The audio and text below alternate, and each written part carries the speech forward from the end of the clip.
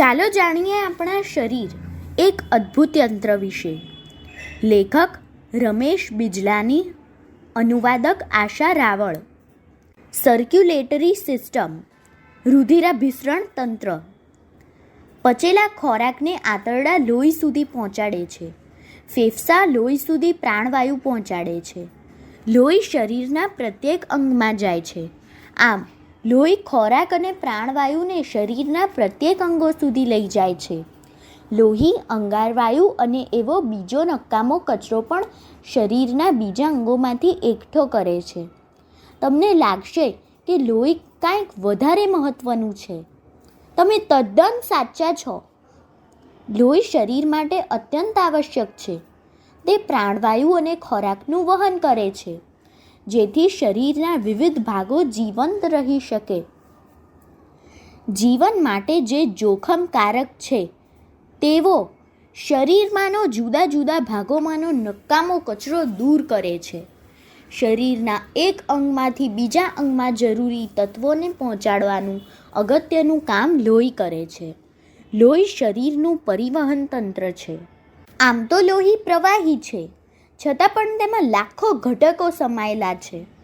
સૂક્ષ્મદર્શક યંત્રમાં તેનું એક ટીપું માત્ર જોવાથી આ ઘટકો જોઈ શકાય છે.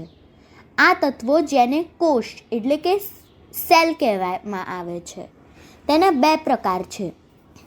એક લાલ રક્તકણ એટલે કે રેડ બ્લડ સેલ્સ અને બીજા સફેદ શ્વેતકણ એટલે કે વ્હાઇટ બ્લડ સેલ્સ. લોહીમાંના મોટાભાગના કણો રક્તકણો છે. લોહીના માત્ર 2 ટીપામાં અનેક રક્તકણો છે. જાણે કે ભારતની વસ્તી. લોહી લાલ છે કારણ કે તેમાં આ કણો છે. રક્તકણો લોહીમાં આવેલા બધા જ પ્રાણવાયુનું વહન કરે છે. રોગથી શરીરનું રક્ષણ કરવાનું કામ શ્વેતકણ કરે છે. આપણી આસપાસ એટલા બધા જીવાણુઓ હોય છે કે તેનાથી બચવું અઘરું છે. જ્યારે તે શરીરમાં પ્રવેશે છે ત્યારે શ્વેતકણો તેની સાથે લડાઈ કરે છે અને સામાન્ય રીતે તેના ઉપર સરસાઈ મેળવે છે. પ્રસંગોપાત ક્યારેક શ્વેતકણો હારી જાય છે, ત્યારે આપણે માંદા પડીએ છીએ. પણ છતાંય શ્વેતકણો યુદ્ધ મેદાનમાં તો હોય જ છે અને સામાન્ય રીતે અંતે તે જીતે જ છે જ્યારે આપણે સાજા થઈ જઈએ છીએ. આમ તો લોહી એ માત્ર વાહન વ્યવહારનું જ સાધન નથી, એ સતત ફરતું રહેતું એક સૈન્ય પણ છે. લોહી એ માલવાહક વાહન છે.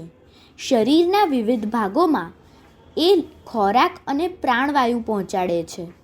લોહી માલ લઈ જાય છે. એ શરીરના નકામા કચરાને પણ લઈ જાય છે. એ હરતું ફરતું સૈન્ય છે.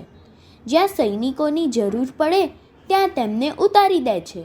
ટૂંકમાં લોહી હંમેશા ફરતું રહે છે અથવા વહેતું રહે છે. તમે જાણો છો લોહીને કોણ ફરતું રાખે છે? લોહીને ફરતું રાખવાની શક્તિ એક અદ્ભુત પંપ પૂરી પાડે છે. તે છે હૃદય એટલે કે હાર્ટ. હૃદયની જમણી બાજુ અને ડાબી બાજુ 2 પંપની જેમ કામ કરે છે.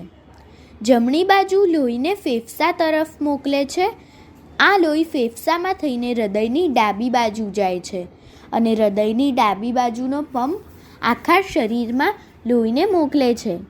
શરીરના બધા ભાગોનું લોહી પાછું હૃદયની જમણી બાજુમાં આવે છે અને વળી ફેફસામાં ધકેલાય છે. આ રીતે ચક્ર ચાલ્યા કરે છે. ફેફસામાં પાછું ફરેલું લોહી, જેમાં પ્રાણવાયુ ઉમેરાયો છે અને અંગારવાયુ દૂર થયો છે, હૃદયના ડાબા ભાગમાં આવી શરીરના વિવિધ ભાગો સુધી પહોંચે છે.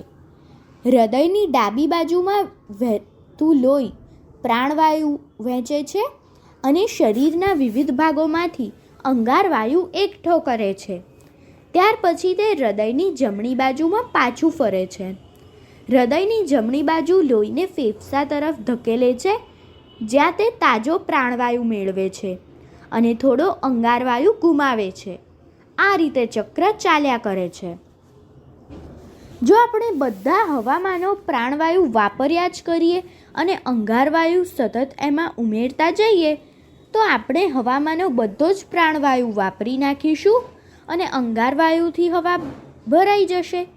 એવું ક્યારેક નહીં બને. આવું ઘણા વખત પહેલાં બની શક્યું હોત પણ નથી બન્યું.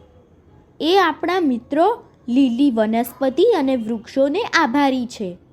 આપણા આ મિત્રો અંગારવાયુની મદદથી પોતાનો ખોરાક બનાવે છે અને પ્રાણવાયુને હવામાંથી મુક્ત કરે છે. ખોરાકના દહન માટે આપણે પ્રાણવાયુ વાપરીએ છીએ અને અંગારવાયુ હવામાં મુક્ત કરીએ છીએ. આમ ચક્ર અવિરત ચાલ્યા જ કરે છે. વધુ જાણકારી માટે આવતા પોડકાસ્ટમાં સાંભળીએ.